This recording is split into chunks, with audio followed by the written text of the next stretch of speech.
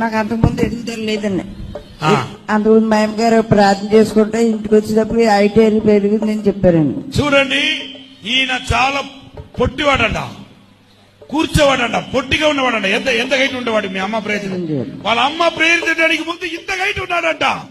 కానీ ఇక్కడికి వాళ్ళ అమ్మగారు ఒక రోజు వచ్చి ఎవరెవరికి హైట్ పెరగాలనుకుంటే ఈవిడ కాదు, తన కొడుకు కోసం లేచి నిలబడిందంట. ఇక్కడ వచ్చి నేను ప్రేయర్ చేసిన హ్యాంకి తీసుకెళ్తే ఇంత హైట్ ఎదిగాడంట. కొట్టడి గడికి చెప్పండి. This boy, but his mother one day brought here and I prayed for him and miraculously God has increased his stature after my prayer. చూడండి, ఇంత హైట్ ఉన్నాడంట.